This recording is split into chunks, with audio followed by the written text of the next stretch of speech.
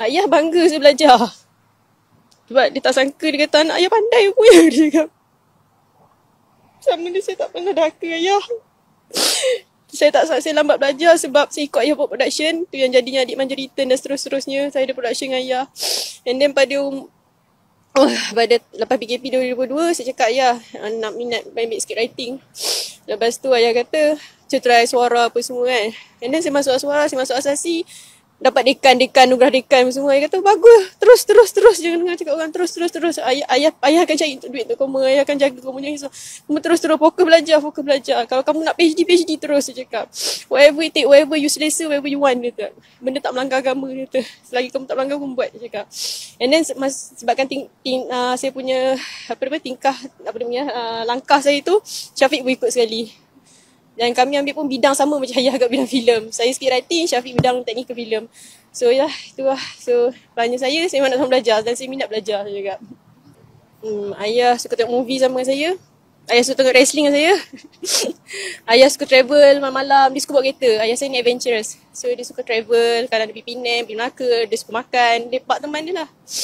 So kenangan manis saya, dia suka makan Arab. Makan dengan dia. Dia ambil kita orang daripada suara, pergi makan. Makan mata kan tanya nak makan apa je, kita makan Arab kan. Lepas tu sekarang dia tanya how's your class hari ni, buat apa yang ajar, everything kan. So kata saya itulah kenangan manis saya. Sebab ayah jenis orang, dia tak kongkong. Dia tak kongkong. Walau kalau kata saya tak bidang seni sekalipun, dia tak kongkong. Dia kata whatever you want kan. Dan dia tak kasi saya belajar dulu sebab dia masa tu dia tengah orang production. Dia nak saya belajar bidang saya bidang sains asal. Kalau tidak saya nak ambil genetic engineering. But saya minat benda bidang-bidang genetik yang saya minat, mutant mutasi pun kan. DNA tu terbaik kata tak apa, join ayah yang nak teruskan legacy dengan adik nanti juga. So lepas tu saya dah habis SPM, saya ikut dia dan Syafiq pun habis SPM. So itulah. That's how the story goes.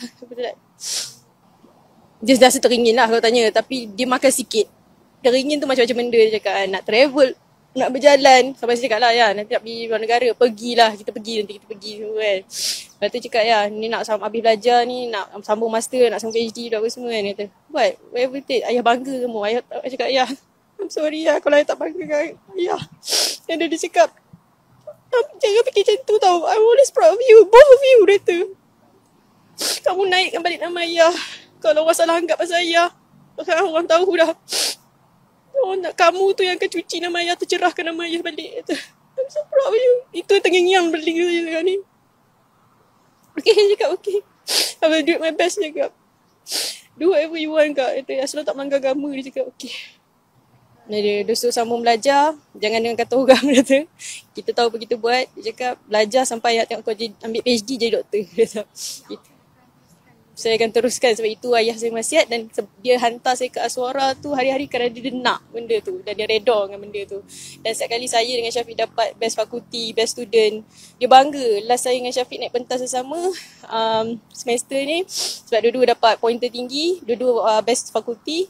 Saya video tu saya hantar WhatsApp kat dia and then dia cakap dia menangis. Dia menangis. Kak, kau buat ayah menangis kak. Kenapa ayah okey tak? Kau buat ayah bangga. Dia boleh makan tu je dan memang suka buah anggur. Saya akan balik basuh tu semua kan. Tu kebetulan masa balik tu jumpa buah anggur. Dah fikir nak basuh, nak buat susu dia, nak basuh buah tu semua kan. Lepas tu benda tu macam filem jugalah, terdrop kan. Kita faham lah emosi pop terjatuh, buah tu ke mana pergi.